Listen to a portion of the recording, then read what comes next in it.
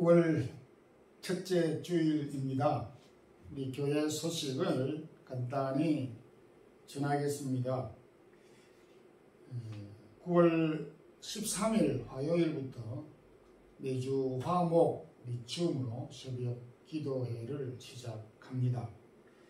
그리고 오늘부터 연년 주일 학교는 교육관에서 11시 30분에 주일 학교 예배를 드립니다.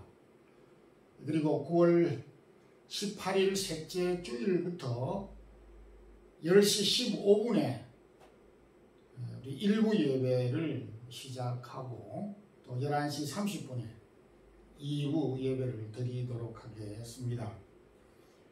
9월 10일 토요일 우리 마드리드 지역의 한인회에서 체육대회를 하게 되는데 많이 참여해 주시기를 바라고, 상세한 내용은 설윤환 집사님을 통해서 안내받으면 감사하겠습니다. 다같이 우리 사도신경 고백함으로 9월 첫째 주일 예배 드리겠습니다.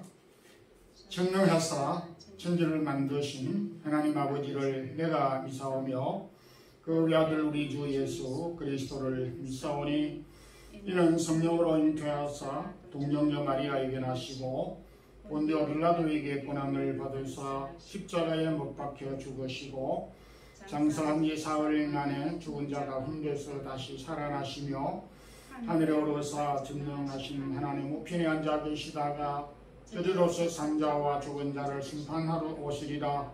성령을 미사오며 거룩한 공회와 성도가 서로 교통하는 것과 죄를 사하여 주시는 것과 몸이 다시 사는 것과 영원히 사는 것을 미사옵나이다. 아멘.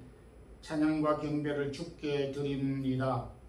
8월을 보내고 9월 또 우리에게 주셔서 주께서 또 허락한 금년 2022년 후반기 남은 기간 저희들이 잘 감당할 수 있도록 허락하여 주시고, 개인과 가정 또 교회 기도하는 제목들을 주께서 인도해 주시고 또 필요한 것들로 공급해 주셔서 잘 감당할 수 있기를 원합니다. 더위와 또 질병과 전쟁과 기근과 홍수와 천재, 지변 여러 재난들로 슬픔과 고통을 당하는 백성들이 이 땅에 많이 있습니다. 하나님의 자비와 긍휼을 허락하여 주시기를 원합니다. 하나님 주의 나라를 섬기는 이 땅 위의 많은 종들에게 수고의 열매를 기쁨을 더하여 주시기를 원하오며, 저희들이 두은 고국과 교회들과 부모, 형제, 가족, 자녀들까지 일일이 기억하여 주시기를 원합니다. 하나님, 오늘도 저희 마드리드 사랑의 교회를 지금까지 지키시고 인도하여 주시고 또 각 기관과 우리에게 여러 가지 직분들을 주시고 교회를 섬기게 해 주셨습니다. 주님, 우리에게 막중한 귀한 사역과 사명을 맡게 해 주셔사오니 감당할 수 있는 능력과 믿음과 또 환경과 여건을 더하여 주옵소서. 출타 중에 있으며 또 연약한 중에 있는 우리 성도들 하나님이 기억하여 주시고 오고 가는 걸음들 안전하게 하여 주시기를 원합니다. 오늘도 우리 어린 자녀들의 예배와 중고등부 예배와 또 우리 장년들의 예배와 주 앞에 이르지 못하고 영상으로 예배를 드리는 여러 성도들의 형편들을 아시는 주님께서 저들에게 필요한 것들로 공급하시고 또 주의 말씀을 통하여 새 힘을 얻기를 원하오며, 연약한 종 또 오늘도 세우셨사오니 성령께서 함께해 주셔서 말씀의 권능을 주시고 말씀을 잘 전할 수 있도록 힘 주시옵소서. 예배의 시종을 주께 의탁드리며 예수 그리스도 이름으로 기도드리옵나이다. 아멘. 하나님의 말씀은 구약 사무엘상 18장 1절부터 5절 말씀까지 우리 함께 합독하겠습니다. 다윗이 사울에게 말하기를, 마침에 요나단의 마음이 다윗의 마음과 하나가 되어 요나단이 그를 자기 생명같이 사랑하니라. 그날에 사울은 다윗을 머무르게 하고 그의 아버지 집으로 다시 돌아가기를 허락하지 아니하였고, 요나단은 다윗을 자기 생명같이 사랑하여 더불어 언약을 맺었으며, 요나단이 자기가 입었던 겉옷을 벗어 다윗에게 주었고 자기의 군복과 활과 띠도 그러하였더라. 다윗은 사울이 보내는 곳마다 가서 지혜롭게 행하매 사울이 그를 군대의 장으로 삼았더니 온 백성이 합당히 여기고 사울의 신하들도 합당히 여겼더라. 아멘.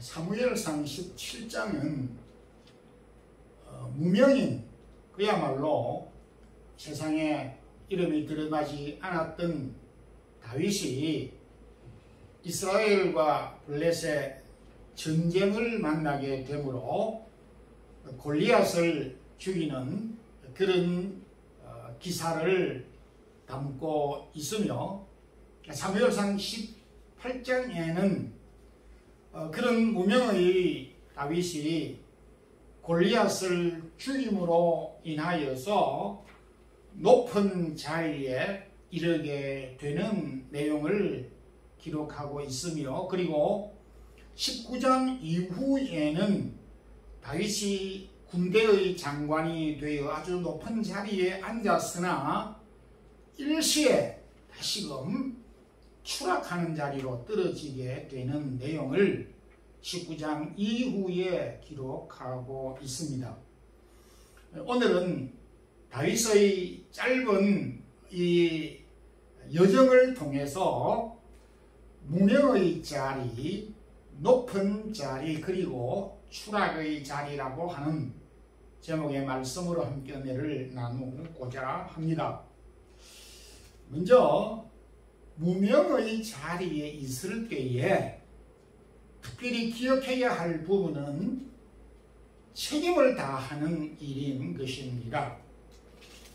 다윗은 30세 아주 빠른 나이에 이스라엘의 왕이 되었습니다. 그럼에도 갑자기 왕이 된 것이 아니고 여러 과정들을 거쳤고, 특히 그 가운데는 무명의 시절 또 무명의 자리에 한참 있었던 것을 우리는 기억할 수가 있습니다. 사실 다윗은 누구나 마찬가지지만은 무명의 자리, 무명의 시절이 있었습니다. 다윗은 이새의 8아들 중 막내 8째 아들로 태어났습니다. 한국에서 막내는 어쩌면 기움도 사랑도 받지만은 유대 사회에서는 좀 정반대인 멸시와 무시를 받기 일쑤였습니다. 앞서 구약의 우리 창세기 마지막 부분에 요셉의 이야기가 나오는데, 요셉도 야곱의 12아들들 가운데 11번째 그 막내격이면서 11번째 아들로 태어났을 때에 그 10형제들로부터 많이 무시를 당하고 소외를 당하였던 것과 같이 다윗도 무시를 많이 당하였습니다. 대선지자 사무엘이 이새의 집에 8아들 가운데에 이스라엘의 왕을 선택하는 일을 위하여 방문을 하였을 때에 이새의 7아들들은 저마다 아하, 내가 왕의 후보가 아닌가, 내가 왕이 되겠지라고 하는 기대감을 갖고 모두들 양을 먹이다가 양을 모두 팽개쳐 버리고 집으로 달려가서 왕이 되겠다고 사무엘 앞에 앉았습니다. 7 형제들이 같이 양을 먹이다가 양을 모두 두고 집으로 가는 바람에 그 형들이 먹였던 7 형제들이 먹였던 이 양들을 모두 다윗이 혼자 맡아서 양을 먹여야 했습니다. 다윗의 입장에서 볼 때에 다윗도 그만두고 막내인 내가 왜 이 형들의 양들을 다 함께 먹여야 되지? 라고 하며 그냥 그만둘 수도 있었지만은 형들이 가고 없는 그 자리를 혼자서 그 자리를 지키며 묵묵하게 양을 먹였던 것입니다. 이뿐 아닙니다.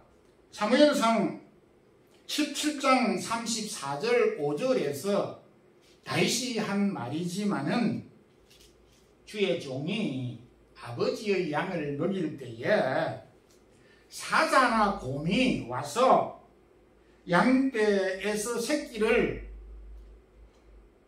물어가게 되면 따라가서 곰과 사자를 치고 그들의 입에서 새끼를 건져내었고 그들이 나를 해치려고 하면 내가 그 수염을 잡고 그것을 쳐 죽였습니다.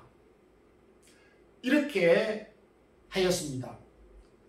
다윗은 한 마리의 양을 지키기 위해서 사자도 곰도 무서워하지 않고 물고 가는 어린 양을 빼앗겠다고 달려가서 싸워서 기꺼이 그 양의 새끼를 건져내고 구해냈을 정도로 자기가 맡은 책임에 대해 정말로 충성하였던 것을 보게 됩니다.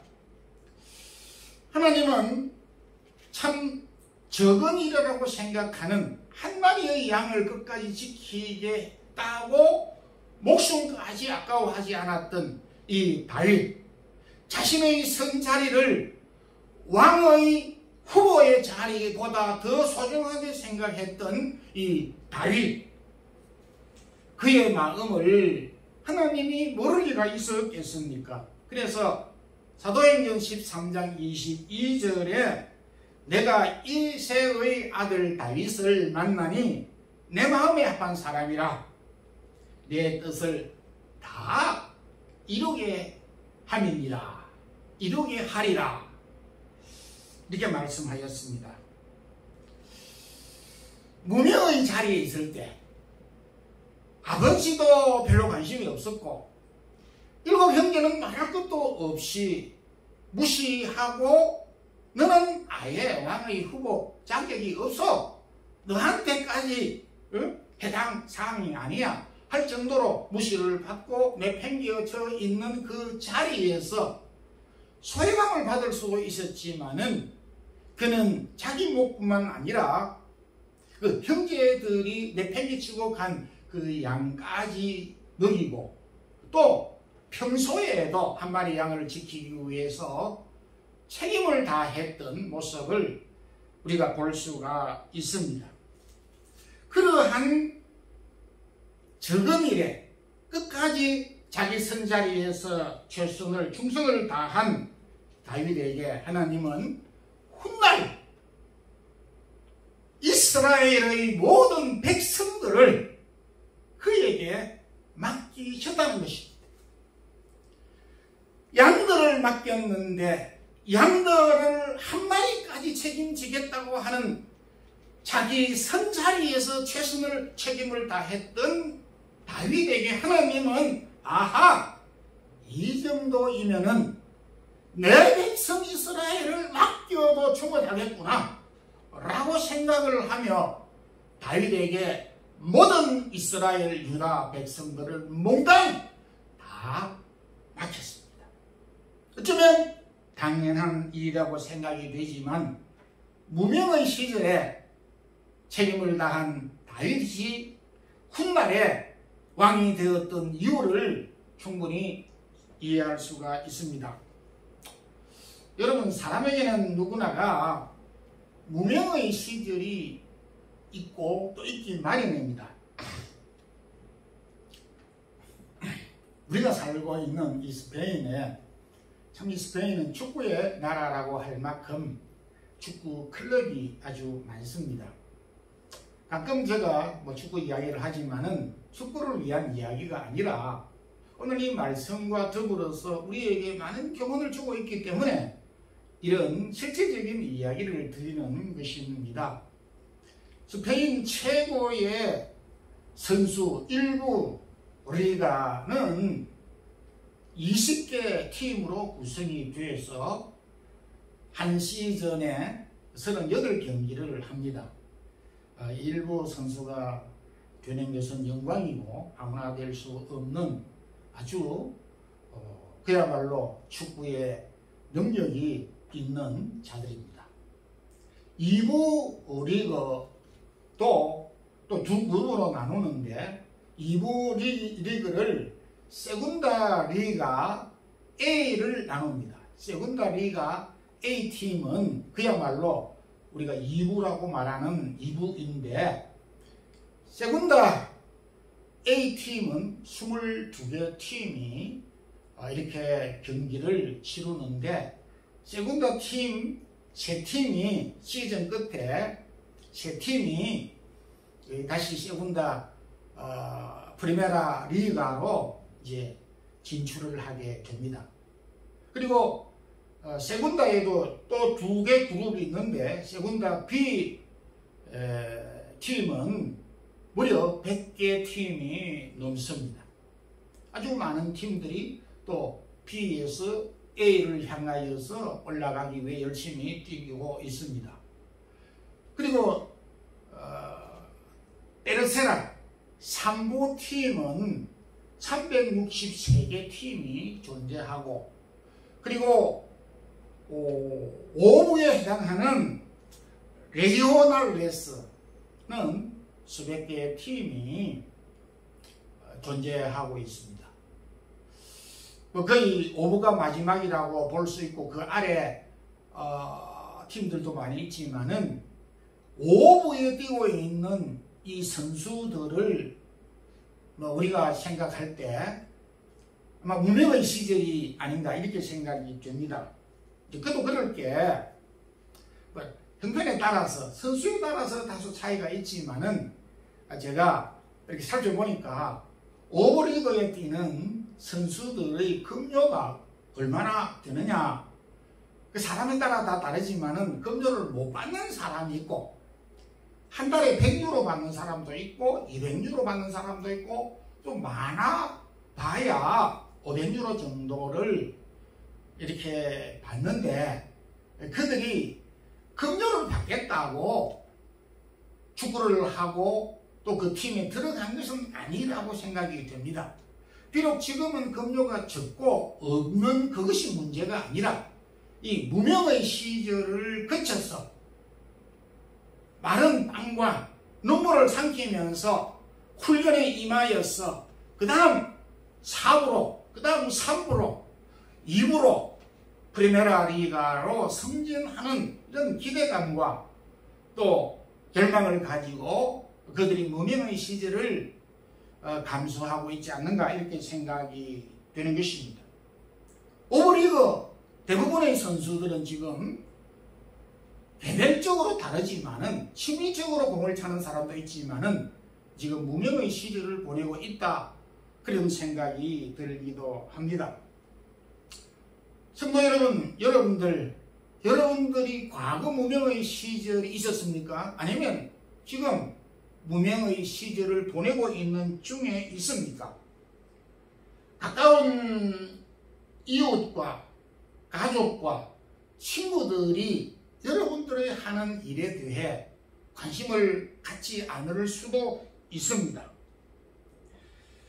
누가 알아주지 않더라도 내가 무명의 자리에 있을 때에 꼭 기억해야 하는 내용이 있습니다.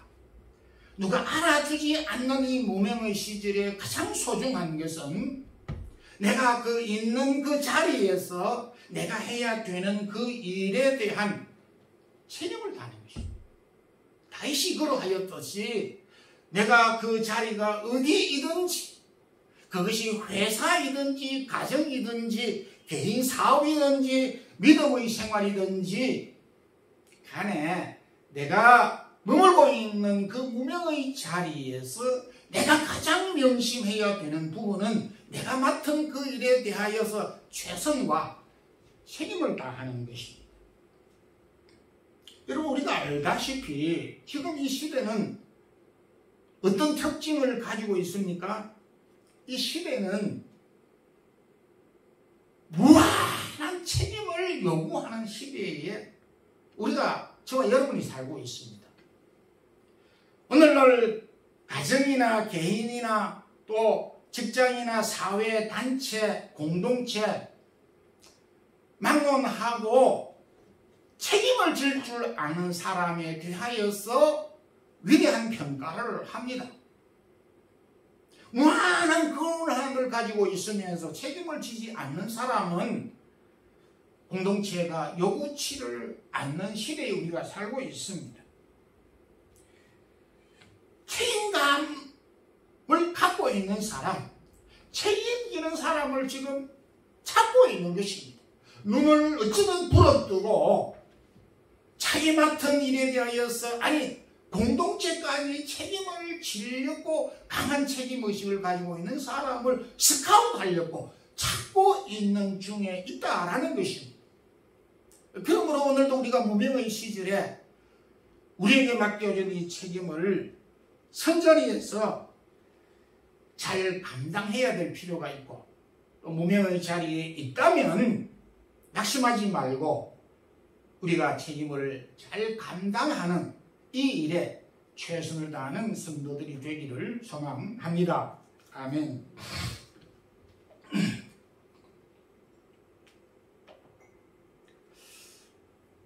다윗이 무명의 자리에서 높은 자리에 앉게 됐습니다. 이 높은 자리에 앉게 되었을 때에 제일 먼저 찾아온 것이 시기와 미움이었습니다. 그러니까 높은 자리에 우리가 앉게 되고 올라갔을 때에 명심해야 될 부분은 타인의 미움과 시기를 받을 각오를 해야 한다라는 말씀입니다. 다윗이 무명 시절에서 골리앗 대장을 죽이고 난 다음에 이스라엘이 전쟁에서 승리를 하게 되자 사무엘상 18장 5절에 사울 왕은 다윗을 일약 군대의 장관, 오늘날로 말하면 국방부 장관, 참모총장의 자리에 앉게 되었습니다. 무명이 일약 중간과정 다 없이 최고의 장이 높은 자리에 앉게 되었습니다. 온 백성들도 합당하게 생각했고 신하들도 다 박수치면서 환영하였다라고 말을 하고 있습니다. 국민적인 영웅이 됐습니다. 최고의 높은 자리에 앉은 것은 물론이거니와 모든 국민들이 그를 추앙하게 되는 그런 높은 자리에 앉게 되었습니다. 어쩌면 왕보다도 더 추앙을 받게 됐습니다. 문제는 여기에서 발생이 되는 것입니다. 사울이 죽인 자는 천천히요, 다윗이 죽인 자는 만만이다 라고 하는 여인들의 노래소리를 들은 왕 사울이 시기와 질투심이 가득하여서 금세 높아지고 높은 자리에 앉게 되었던 다윗을 시기하며 미워하며 그것으로 끝나지 않고 그를 없애버리려고 하는, 죽이려고 하는 이러한 마음을 갖게 됐습니다. 여러분, 참 아이러니한 사실은 낮은 자리에 있으면, 무명의 시절에 있으면 짓밟히는 듯 무시를 당하고 높은 자리에 올라가게 되면 미움과 시기를 받게 되는 인간사에 우리가 살아가고 있습니다. 어찌 높은 자리에 앉자마자 이렇게 미움을 받게 되고 또 시기를 받게 되고 나라를 나라를 위해서 목숨을 걸고 충성을 했던 사람이 미움을 받아야 하는 이런 이율배반적인 그런 경험을 다윗이 하게 됐습니다. 그런 가운데서 다윗이 생각할 때 하나님, 제가 잘못한 것이 없고 나라를 위해서 이렇게 헌신하고 충성을 했는데 왜 제가 이렇게 쫓겨다녀야 되고 왜 미움을 받아야 합니까? 하면서 원망을 할 수도 있었겠지만은 결코 높은 자리에 이를 때에 다윗이 원망하지 아니했다라는 것입니다. 구약의 믿음의 조상 이삭은 가는 곳마다 잘 되었고 창대하였습니다. 당시 참 희귀한 우물을 파기만 하면 물이 콸콸 쏟아져 나와서 가축을 먹이는 일이며 농사를 짓는 일에 엄청난 도움을 받게 있게 됐습니다. 부업으로 시작한 농사도 100배의 열매를 거두었습니다. 그러자 속된 말로 블레셋 사람들, 그 주변에 있는 사람들이 외국인이 우물을 파는 곳마다 콸콸 쏟아져 나오고 양들도 가축들도 불어나고 농사도 잘 되고 하니까 눈이 뒤집혀졌어. 희귀하고 밤사이에 그들이 돌멩이로 우물물을 맞고 시기하고 그를 여러 가지 핑계로 해서 추방하고 말았습니다. 이삭은 결코 불이익을 당했지만은 그들과 다투지 않고 순응하면서 그들이 쫓아내면 쫓겨갔습니다. 잘 되었을 때 이삭이 다투지 않았고 그들의 시기와 미움을 달갑지 않게 받지 않았고 그들은 수용하면서 그 미움과 시기를 잘 극복하였던 것을 보게 됩니다. 여러분, 혹시 우리 학생들 가운데서 학교에서 시험을 치기만 하면 A 학점을 늘 받고 우리 한국식으로 늘 100점을 받고 그래서 성적이 좋으니까 해마다 장학금을 받고 장학생이 되고 그리고 또 선생님이나 또 주변에 있는 많은 사람들이 칭찬하고 칭찬을 받아서 있을 때에 일부 다른 친구들이 미워하고 시기할 수도 있을 것입니다. 공부도 잘하고 장학금도 받고 그리고 선생님으로부터 칭찬도 받는 이 우수 학생이 주변에 있는 몇 친구들이 시기하고 미워한다고 나도 가기 싫어 그렇게 생각하는 것은 마음이 좁은 것입니다. 당연히 그럴 수 있다라고 생각하면서 그 미움과 시기를 받을 수 있는 넓은 마음이 필요하다는 것입니다. 높은 데 올라갔을 때에 그 마음이 넓혀져야 되고 나를 높여주셨을 때에 나의 마음이 더 커져야 되는 시기이다 이런 말입니다. 좋은 회사에 다닙니다. 월급도 엄청 많습니다. 점수입니다. 긴급도 최고로 빨리 합니다. 일도 잘합니다. 능력이 있습니다. 칭찬이 자자합니다. 해마다 최고의 상을 받습니다. 그러면 다른 사람이 좀 시기하고 미워한다고 해서 나 이 회사 그만두겠습니다. 나쁜 사람이야. 나를 시기하고 미워하는 거. 아주 못된 사람이야. 이렇게 다투는 것은 옹졸한 생각이에요. 여러분들 나무도 자라면 자랄수록 바람을 많이 받게 되고 높은 산에 올라갈수록 나무가 적습니다. 그리고 바람이 많이 붑니다. 상황과 조건이 안 좋습니다.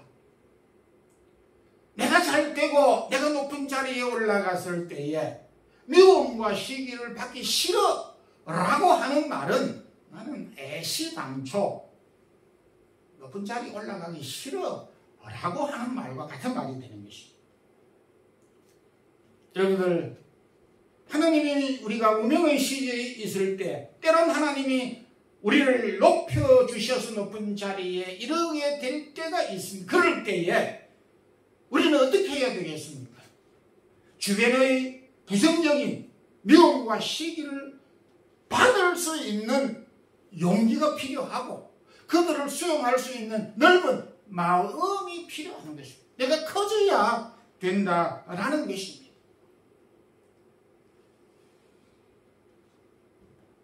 내가 미움과 시기를 주변으로부터 받고 있다는 것은 뭡니까? 내가 높은 자리에 올라가 있다라는 뜻입니다. 그럴 때에 적어도 우리 그리스도인들은 하나님, 제가 너무 다른 사람들보다 주변에 있는 사람들보다 축복을, 은혜를 더 많이 입었는가 봅니다. 그래서 시기도 하고 질투도 하는가 봅니다.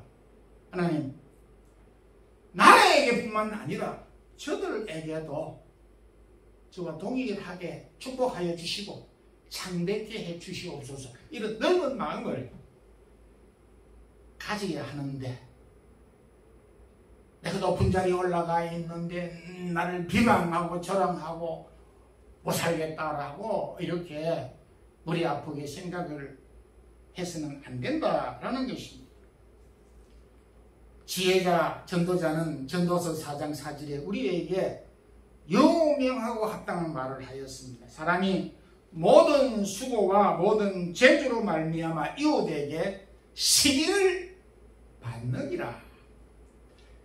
내가 시기를 받고 미움을 받는다는 것은 내가 잘됐다라는 말이고, 내가 다른 사람보다도 더 능력이 있다라는 말이고, 더 높은 데 올라가 있기 때문에 시기를 받는다고 지혜자가 이미 말씀을 하였습니다.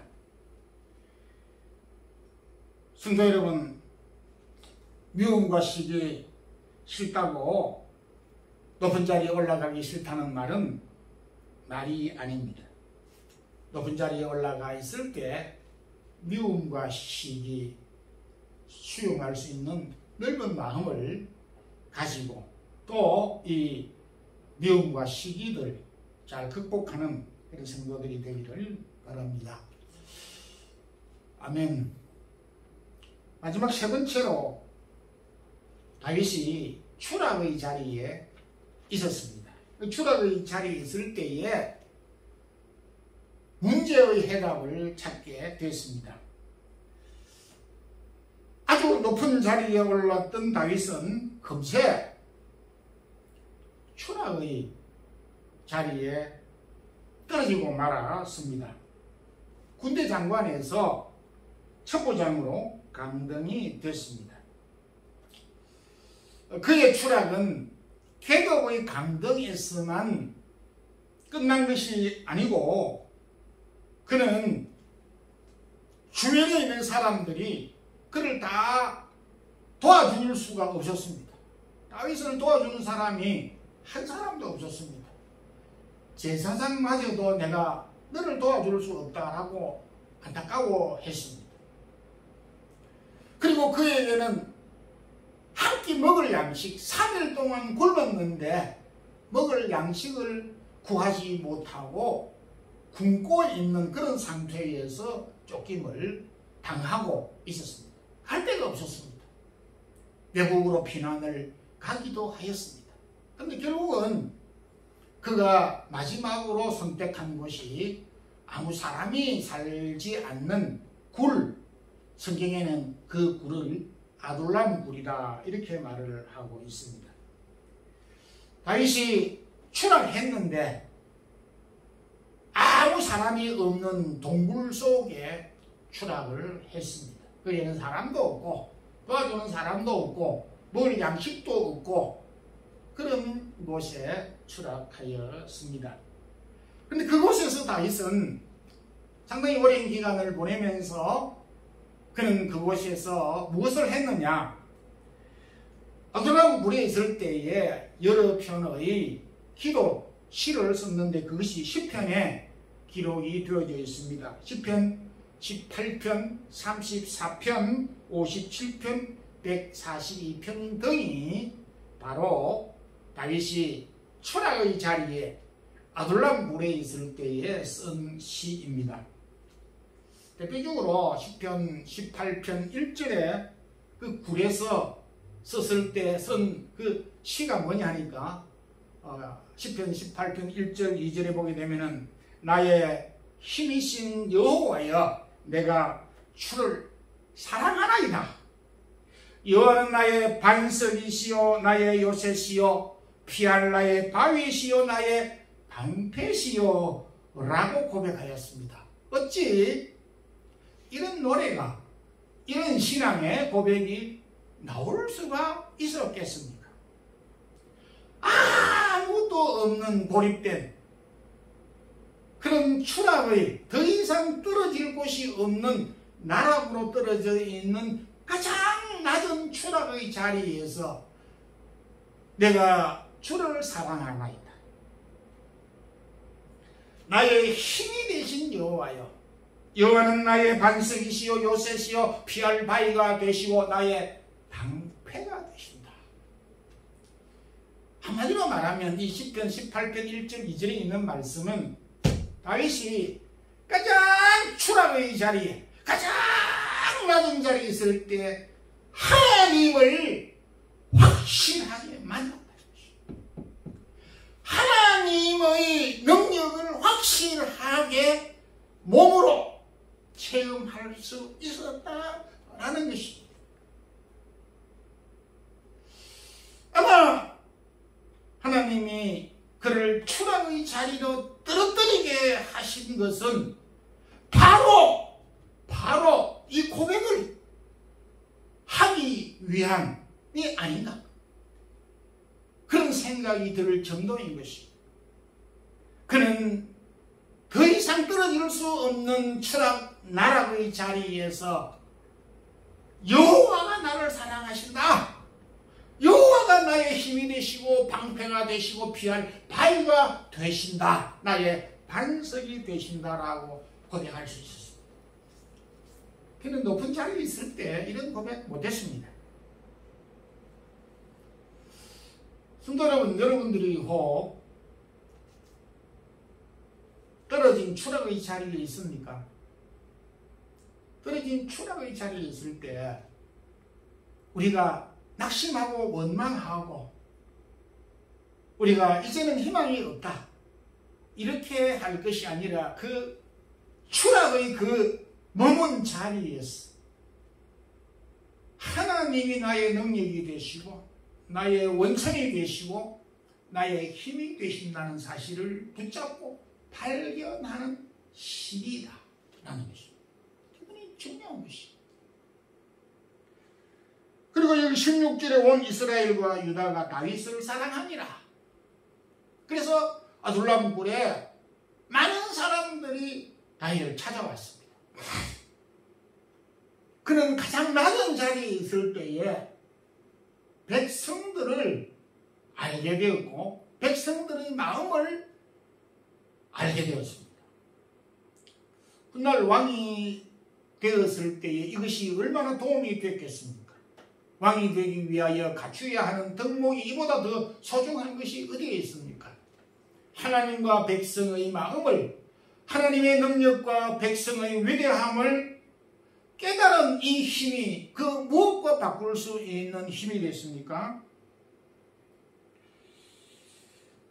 어쩌면 다윗을 추락의 자리에 떨어뜨리게 한 것은 이 두 가지, 하나님이 나의 힘이 되시고 나의 능력이 되시고 나의 힘의 원천이 되신다는 것과 백성들이 나와 함께하고 있고 백성들이 나를 사랑하고 있다라고 하는 이 사실을 깨닫고 그 추락의 자리가 결코 추락의 자리가 아니었다.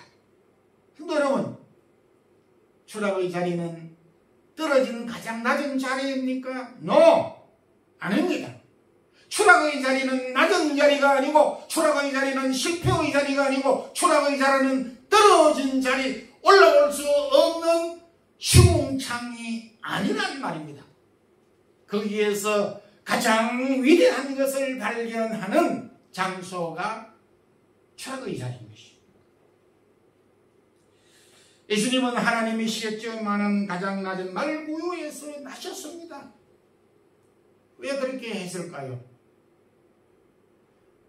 예수 그리스도께서 큰 왕으로서 권세를 가지고 천사들을 거느리고 이 세상에 오셔서 불의한 자들을 다 내쳤다면은 모두 다 굽신거리고 주님을 영접하기는커녕 두려워서 주님을 가까이 할 수가 없었겠지만은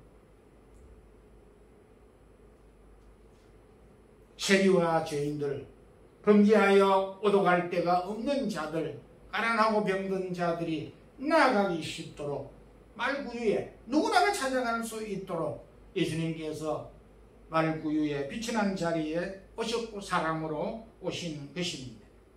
저와 여러분 또한 쉽게 만날 수 있도록 낮고 빛이 난 자리에 사람의 몸으로 오신 것입니다. 하버드 대학 교수인 헨리 나우엔 박사는 그가 현직 교수의 영광의 자리를 버리고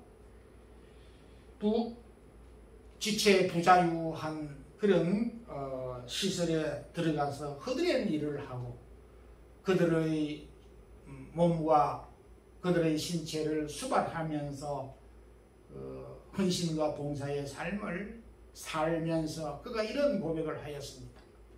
나는 그동안 인생을 살면서 올라가는 길, 높아지는 길만 택하였다. 그런데 내가 높아지고 올라가려고 하는 그 길에는 예수 그리스도를 만나지 못했지. 나는 낮아진 자리에 끊임없이 추락하는 자리에서 그리스도를 만날 수가 있었다.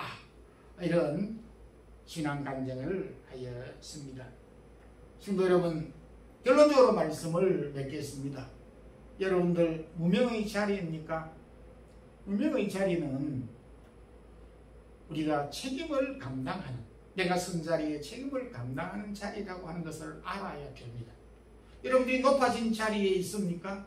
높아진 자리는 미움과 시기를 받을 수 있는 용기를 가져야 하고 여타의 많은 사람들을 수용하고 품을 수 있는 마음을 넓히는 자리인 것이. 여러분들이 추락의 자리에 있습니까?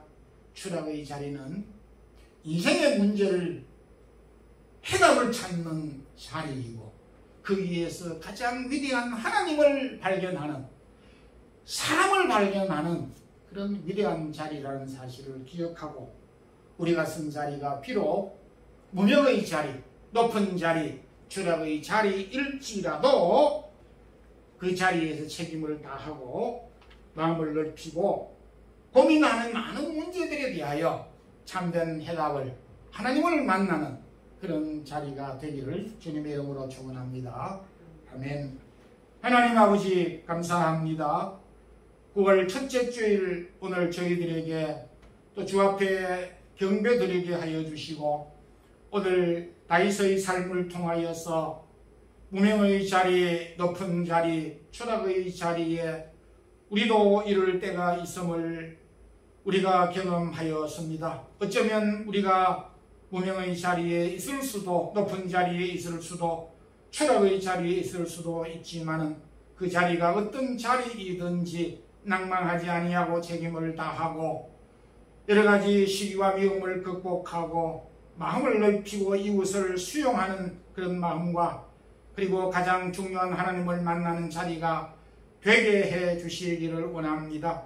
우리에게 처한 이 자리를 소중하게 생각하면서 이 자리에서 최선을 다하는 우리 모든 성도들, 그래서 하나님께 영광 돌리는 우리 모든 성도들 되게 해 주시옵소서. 오늘도 사랑하는 성도들이 몸과 마음과 귀한 예물들을 주 앞에 드렸습니다. 제목을 따라서 귀하게 드린 이 예물들 위에 축복하시고 성도들의 기업에 한량없는 축복을 더하여 주시고 기도의 열매들을 통하여서 감사하는 삶이 넘치게 해 주옵소서. 우리 허락한 자녀들 잘 되게 하여 주시고 믿음에 출중한 자녀들이 배출되게 하여 주옵소서. 우리가 저마다 알지 못하는 어려움들이 있을지라도 오늘 주신 말씀을 가지고 쉼을 얻고 우리에게 주어진 일들을 잘 감당하는 우리 모든 성도들 되게 축복해 주시옵소서. 주 예수 그리스도의 크신 은혜와 하나님의 크신 사랑과 성령의 교통하심이 오늘도 때론 우리가 무명의 자리, 높은 자리, 추락의 자리에 있을지라도 낙심하지 아니하고 그 선자리에서 최선을 다하고 책임감을 가지고 우리에게 마음을 넓히고 또한 하나님을 만나며 우리가 안고 있는 모든 문제를 해결할 수 있는 자리가 되도록 힘쓰는 주의 사랑하는 모든 성도들에게, 사랑의 교회 성도들에게, 영상을 통해 예배드리는 주의 사랑하는 모든 성도들에게 이제부터 영원토록 함께 있을지어다. 아멘.